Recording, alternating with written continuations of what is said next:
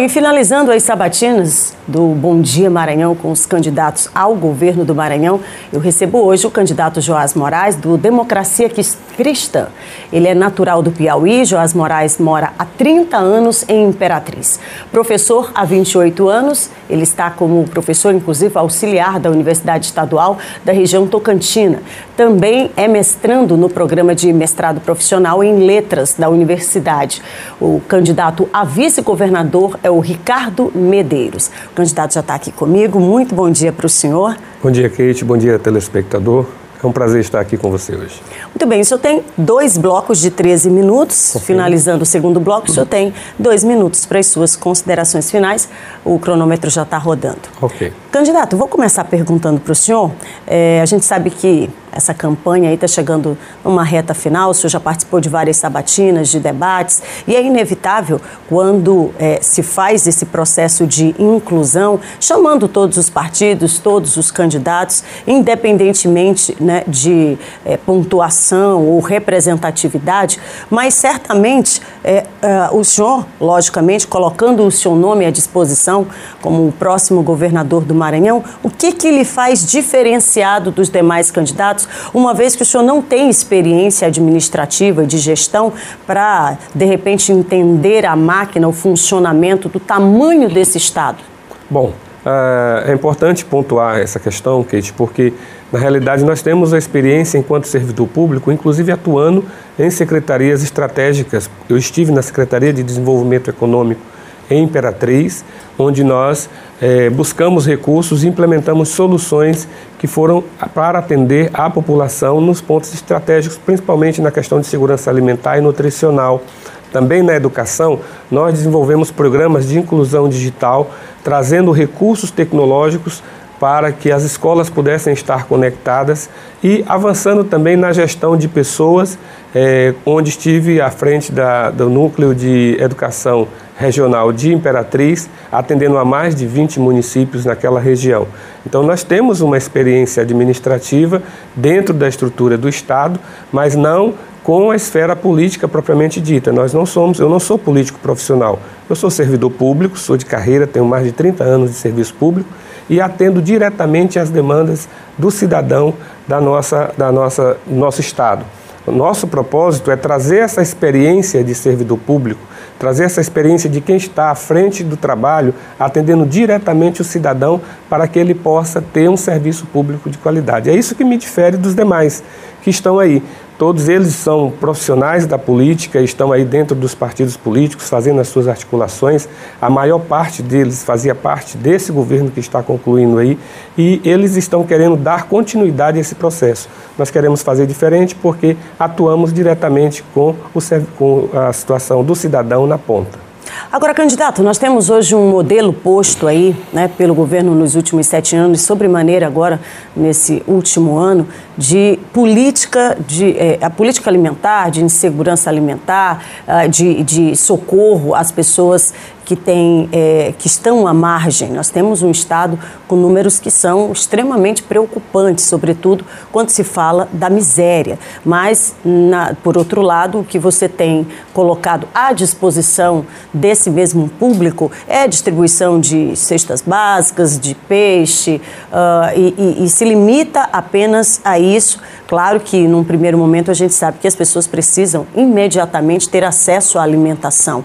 Nós temos aí mais de 150 restaurantes populares que sequer se sabe como é que vão ser sustentados, né, no que diz respeito à manutenção disso no próximo ano. E no seu plano de governo, o senhor criou, enquanto nessa experiência que o senhor acabou de falar, lá na região Tocantina, um modelo diferenciado para a oferta, inclusive, não só do alimento, mas também para engajar toda uma comunidade, passando aí, inclusive, pelo agricultor rural. O senhor pensa em implementar isso no seu plano de governo? O senhor fala, mas não ficou muito claro se o senhor pensa em ampliar esse modelo, por exemplo, em substituição ao que já tem aqui.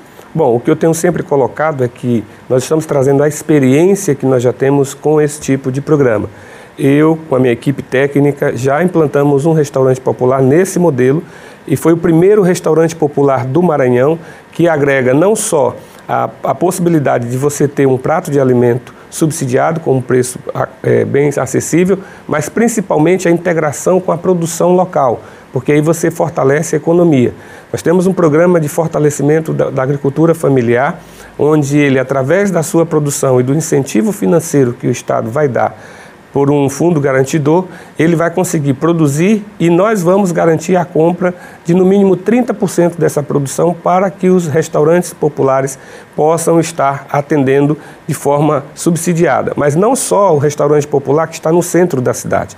No nosso programa, nós estamos trazendo um equipamento público muito importante que é chamado de cozinha comunitária, que será instalado nos bolsões populares, na periferia, na zona rural, onde nós temos uma grande produção disponível, para que essa cozinha comunitária possa trazer a segurança alimentar também para as comunidades tradicionais, para aquelas comunidades que também estão à margem desse processo. Como que isso vai funcionar? As cozinhas comunitárias serão núcleos de desenvolvimento de política de segurança alimentar e nutricional, onde nós teremos ali não só o alimento subsidiado, mas na preparação desse alimento, a formação das famílias para o melhor aproveitamento do alimento. Hoje no Brasil, cerca de 30% do que se produz é jogado fora por falta desse conhecimento do melhor aproveitamento dos produtos que são da natureza. Então, esse programa de cozinhas comunitárias, ele vai reforçar essa rede de equipamentos juntamente com os restaurantes populares, mas isso integrado dentro desse processo produtivo, porque nós, além do alimento, nós precisamos também fortalecer a economia. E quando nós alcançamos para fornecer ao restaurante popular a produção local, nós estamos fortalecendo a economia com o pequeno produtor, com a agricultura familiar. A agricultura familiar será um vetor de desenvolvimento econômico e também de segurança alimentar. E isso também vai repercutir na saúde básica. Agora, candidato, a gente ouve as propostas e fica imaginando de onde vai vir tanto recurso. Nós temos um Estado que preocupa quando você fala sobre dívidas, né? O Estado tem uma dívida gigantesca que precisa ser paga. Por outro lado, nós temos investimentos, nós temos licitações sendo feitas aí sobremaneira a diversos itens que não são prioritários quando você olha para o todo do Estado. E como eu falei ainda há pouco, é inevitável, porque os números eles falam por si. De onde virão, né, todos esses recursos para implementar, num primeiro momento, logo, essas situações emergenciais que o Estado precisa? E já engato na pergunta de como é que o senhor imagina a máquina pública para os próximos anos, se vai ser enxuta ou não na sua gestão, na sua futura gestão? Bom, nessa questão financeira, nós temos um Estado que está falido, tecnicamente falido, e este governo que está aí finalizando, ele está projetando, jogando essa dívida para o colo do próximo governador. Nós vamos receber o Estado do Maranhão com uma dívida com precatórios do servidor público, com precatórios das empresas que foram prestadoras de serviço e também com precatórios ou dívida com o governo federal e com o Bank of America da ordem de 15 bilhões de reais. Isso, considerando que o Estado arrecada em torno de 26 bilhões, então você tem uma conta que não fecha, porque se você for pagar toda a dívida, você não vai conseguir fazer a máquina girar. Mas o senhor não acha que sobrecarregar esse trabalhador com o aumento desses impostos também é não viabilizá-lo? É exatamente isso que eu ia colocar agora. Esse foi também um governo que mais arrecadou impostos e não conseguiu sanear essas contas. Então, o direcionamento desses recursos que foram arrecadados não foi exatamente para que pudesse fazer com que o Estado estivesse pronto para o desenvolvimento. Nós estamos captando recursos dentro de uma parceria público-privada, para que nós tenhamos os investimentos a partir de 2023 sendo feitos diretamente na iniciativa, na infraestrutura e nos serviços essenciais, mas com o direcionamento de parte desses recursos para a atuação social e humanitária.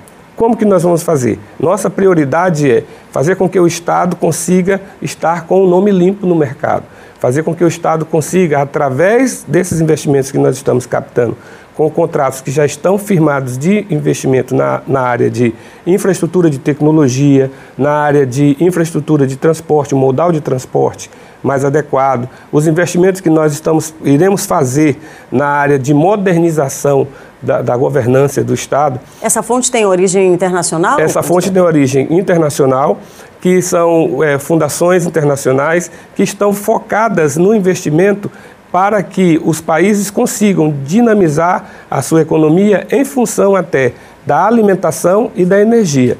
O Brasil tem esse potencial e o Maranhão é uma das referências desse potencial. Duas coisas hoje que trazem o investimento, dois problemas que o mundo está enfrentando: escassez de alimento e escassez de energia. E o Maranhão tem essa riqueza aqui. O que nós fizemos? Nós trabalhamos durante um período, eu e o nosso candidato ao Senado, o pastor Ivo Nogueira, fizemos essa articulação internacional, estivemos na Europa, estivemos nos Estados Unidos. O nosso candidato a vice-governador, Ricardo Medeiros, também tem uma interlocução muito boa, né, nos Estados Unidos, e nós já temos esse conjunto de investimentos para que nós possamos gerar mais alimento, gerar mais energia e conseguir dessa forma atender a uma demanda local prioritariamente, quando a gente faz todo esse programa de alcance de segurança alimentar e nutricional, e também com a energia que estamos gerando, fazer com que isso possa ser compartilhado com outros países. Para isso eles vão ter que fazer os investimentos primeiro aqui, e nós já estabelecemos uma regra básica, que 20% dos investimentos que serão feitos da iniciativa privada nessa parceria com o governo do Estado serão alocados para ajuda humanitária e para o desenvolvimento da economia local. E dessa forma nós vamos recuperar e sanear as contas do Estado. Mas quando o senhor fala da ajuda humanitária, o senhor fala sobre recursos para a criação de auxílios, por exemplo? Exatamente, porque hoje nós temos uma situação onde a família está passando por essa dificuldade.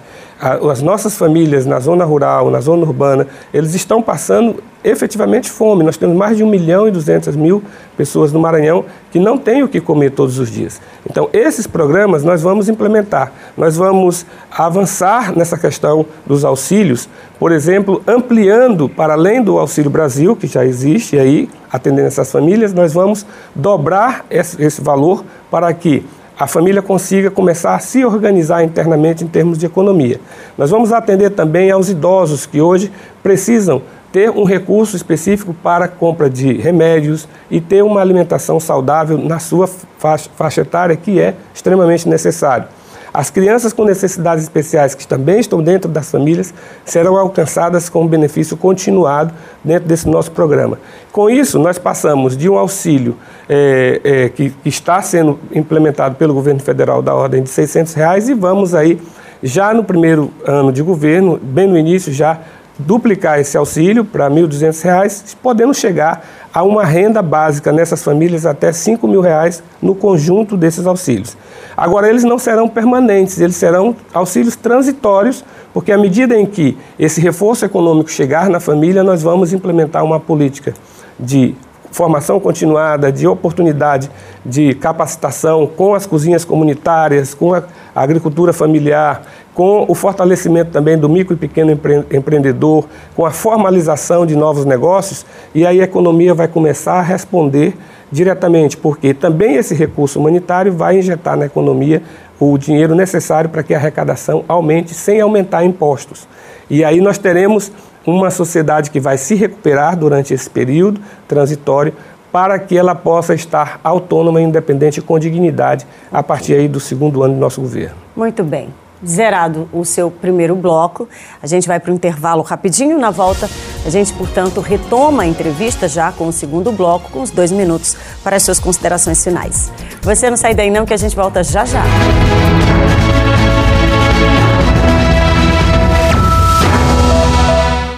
De volta às 7h32, comigo aqui o professor Joás Moraes, do Democracia Cristã, nosso candidato entrevistado na sabatina, aliás, encerrando a sabatina do Bom Dia Maranhão. Seu tempo já está na tela, a gente volta então a conversar. Candidato, ainda há pouco a gente falava, o senhor trazia soluções aí para as problemáticas que o Estado atravessa hoje. Mas uma delas, sem dúvida, é a malha viária, considerada hoje uma das piores norte e nordeste, se a gente fosse avaliar, inclusive com números que mostram isso. E a gente sabe que a questão de mobilidade é um direito, inclusive, assegurado constitucionalmente, né? Só que no estado em que você tem estradas que apontam as piores, você tem, do outro lado, um serviço aquaviário que também não oferece condições, né? Isso já vem se arrastando há bastante tempo, inclusive um serviço oferecido que é pago, mas que hoje nem licitação se tem. Ou seja, não se sabe de que forma que está sendo operado hoje e até quando essas empresas postas vão continuar o serviço. Como resolver esse problema, já que a gente sabe que para desenvolver o Estado é necessário, né, automaticamente que você ofereça também a questão da mobilidade, sobretudo para as regiões produtoras. A sua região, o sul do Maranhão, região Tocantina, é consideravelmente uma região que produz, né, e é necessário dar garantias nesse sentido. Como resolver isso? Bom, essa questão da mobilidade, ela tem que ter um enfoque direcionado para o usuário do serviço.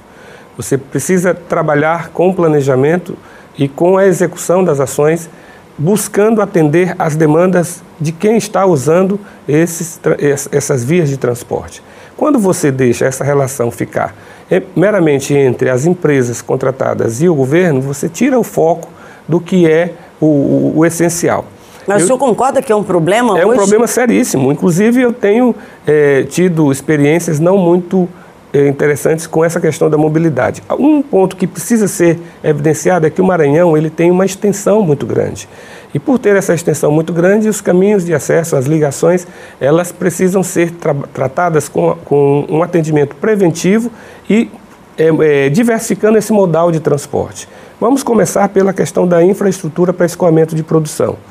Quando você coloca, nós temos, por exemplo, no sul do Maranhão, um grande núcleo produtor de grãos e o fato de utilizar um único modal de transporte, que é o rodoviário, você termina penalizando o transporte do cidadão por conta de que as carretas vão num fluxo muito grande, sem um controle das balanças, sem o devido acompanhamento da pesagem do escoamento dessa produção, você tem um desgaste natural das vias de acesso, principalmente no período de safra em que essa produção é escoada. E com isso você implica no problema para a própria população que ela não recebe o benefício do rendimento econômico desse agronegócio, porque ele já está direcionado para a exportação, e tem o prejuízo de ter as suas vias todas danificadas por conta do desenvolvimento. O que é que nós precisamos fazer, o que nós vamos fazer? Diversificar esse modal de transporte para a produção, implementando aí modal ferroviário como alternativa que vai minimizar o impacto nas vias rodoviárias e trazer um baixo custo de operação para quem produz. Nós vamos interligar Estreito ao sul do Maranhão, a Tarso Fragoso, com um ramal ferroviário que vai, por sua vez, trazer a produção para interligar com a Norte-Sul ou trazer diretamente aqui para o nosso complexo portuário, através das ferrovias. Com isso, você diminui o impacto do transporte rodoviário de carga nas estradas e você tem uma maior permanência do benefício que vai ser feito na recuperação dessas estradas. Agora, não só isso, nós queremos fazer esse trabalho a partir da relação com os municípios e as estradas vicinais também. Além das BRs que são do governo federal, mas que requerem a atuação do Estado para manutenção em parceria, além das MAs, que precisam interligar todos os municípios do Maranhão para que o cidadão tenha o direito de ir e vir. Nós temos também as estradas vicinais que estão dentro dos municípios, que precisam ser também melhoradas para que a produção local e o pequeno produtor possa escoar a sua produção e assim fortalecer a economia. Uma vez que você atende essa demanda, onde o Estado vai estender a mão para o município e nessa parceria fazer com que as vicinais estejam bem atendidas, escoando a produção, você aumenta a arrecadação porque você tem um fluxo econômico maior e aí esse recurso que vem da arrecadação retorna para a manutenção, não só das estradas vicinais, mas principalmente das MAs e, em parceria com o governo federal, dos projetos das BRs. No sistema aquaviário, nós temos problemas que são bem clássicos aqui. No caso do ferryboat, por exemplo, é uma questão de gestão mesmo, voltada para o benefício do cidadão. Eu utilizo, quando vou para a Baixada, quando retorno dentro dessa atuação que nós temos agora também, temos família ali em Bequimão e a gente sempre, quando vai utilizar esse serviço, a gente observa alguns detalhes que são muito básicos. Por exemplo, você precisa ter o serviço colocado dentro de uma programação em que ele cumpra os prazos estabelecidos. O cidadão que vai utilizar desse serviço, ele precisa estar com um serviço que atenda à sua demanda e não o cidadão se adequar à demanda do serviço mediante os problemas que acontecem.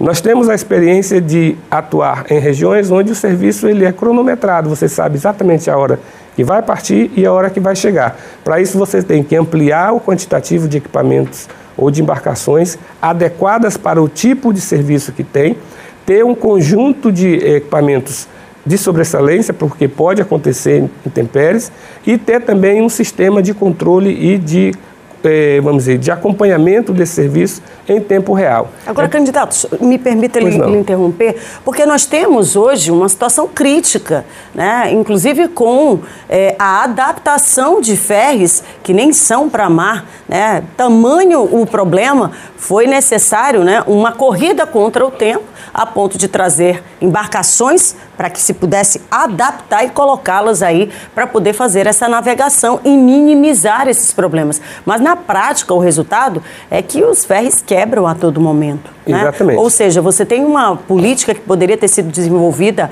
ao longo dos últimos 8 anos, 7 anos e 3 meses, 4 meses, que não foi, que não aconteceu. E volto a dizer, é um serviço pago. Então, automaticamente você imagina, e o recurso, o volume desse recurso que é gerado todos os dias, para onde foi? E mais uma coisa, só pretende auditar, por exemplo, as contas para saber o verdadeiro, como é que está a verdadeira situação desse transporte hoje? A responsabilidade pública, quando você assume um cargo desse, lhe traz exatamente a necessidade de fazer essa auditoria, porque esse recurso, ele é um recurso que teria que ter sido aplicado a bem do serviço que foi contratado. Cada cidadão contrata um serviço, apesar de com monitoramento público, mas você paga diretamente. Então, há necessidade de auditar, sim, nós vamos fazer isso, porque nós vamos já iniciar o nosso governo implementando a solução com as embarcações adequadas, dentro da quantidade que são necessárias para o cumprimento dos horários de transporte de um lado para o outro. Nós vamos, através da modernização desse sistema, fazer com que o cidadão ele tenha o controle do seu tempo e estabeleça o ritmo de trabalho, a forma que ele quer fazer isso aí. O que nós precisamos é ter responsabilidade e planejamento. Várias coisas no Estado estão acontecendo a toque de caixa. Por quê? Porque não se planejou, porque não se preparou para isso.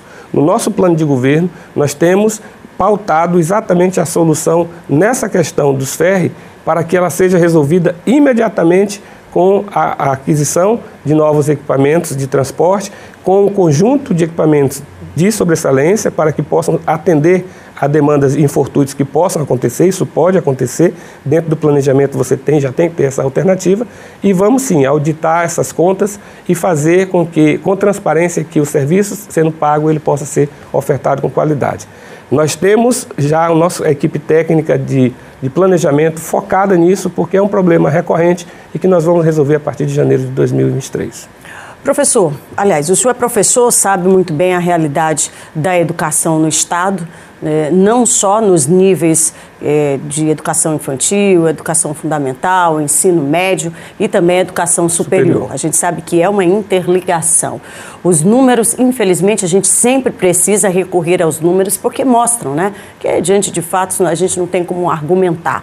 Os números mostram aí que nos últimos anos, né, a educação ela foi meio que escanteada no sentido de não promover essa dobradinha que, na verdade, é a estrutura juntamente com a valorização. O resultado final a gente está percebendo aí. Por outro lado, o Estado diz que não tem como, né, alcançar essa categoria de forma específica, porque eu estou me referindo à educação, para que se pudesse, num primeiro momento, valorizar. Em uma futura gestão sua, como é que o senhor pensa o fazer educação no Estado de forma a realmente oferecer dignidade do ponto de vista de estrutura para essa comunidade escolar e, claro, alcançando diretamente esse profissional, que é quem está na ponta, né, atuando? Bom, esse é o nosso cotidiano. Eu sou professor de carreira do ensino médio, sou professor da Escola Estadual de Ensino Médio, em Imperatriz, também da Universidade Estadual do Maranhão. E o que nós temos visto é que os governos que passaram, e este último governo, ele não tem se preocupado com a qualidade do ensino para que o aluno possa realmente aprender dentro desse conjunto de ações. A prova disso é que o último resultado aí que nós tivemos com o desempenho de matemática e português, nós estamos em último lugar, resultado desse trabalho que não foi feito adequadamente nesses últimos anos. Nós vamos investir em formação continuada, sim. Nós precisamos atualizar os saberes por conta das várias intempéries que vêm acontecendo. A pandemia foi uma delas. Nós iniciamos um programa, eu coordenei um programa de informática na educação há mais de 17 anos, trazendo laboratórios de informática para as escolas públicas do Estado e dos municípios.